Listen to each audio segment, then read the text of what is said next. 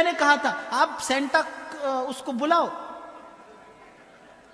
हाँ आप खूब बुलाओ, और उसकी झोली में से कुछ आपको मिलता हो अपनी झोली भर लो आप।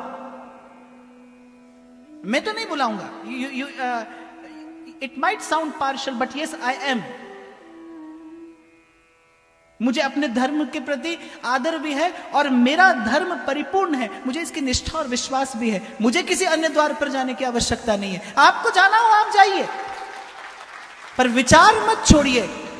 गीता में भगवान कहते हैं अपने धर्म में भिक्षुक होकर मर जाना अच्छा है कि किसी और के धर्म में आप सम्राट होकर मरे।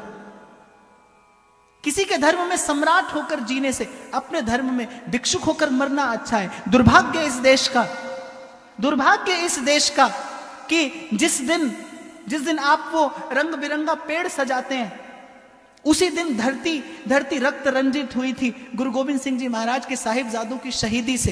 एक भी भारतवासी उस शहादत को प्रणाम निवेदन करना भूल गया, एक भी भारतवासी। किसी कवि की पंक्तियां हैं, बड़ी सुंदर बात मुझे लगी। उसने कहा सरहिंद की जिन दीवारों में साहिबजादों का जिस्म जड़ा है। गुरु गोविंद सिंह जी महाराज को दो सपूत, जब नवाब वजीर शाह ने कहा कि इनको जिंदा दीवार में चिनवा दिया जाए, दोनों भाई हाथ पकड़ कर खड़े हैं, एक छोटा और एक बड़ा। वो घटना में याद करता हूं तो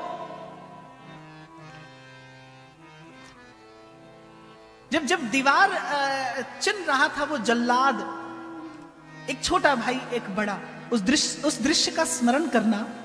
और छोटे भाई के मुख पर जब दीवार आई तो बड़े भाई की आंख से आंसू गिरा और छोटा भाई पूछता है कि बड़े होकर भी आप रोते हैं? तो बड़े भैया क्या उत्तर देते हैं कि इसलिए नहीं रोता इसलिए हूं कि तेरी शहीदी मुझसे पहले हो रही है जबकि तू मुझसे छोटा है।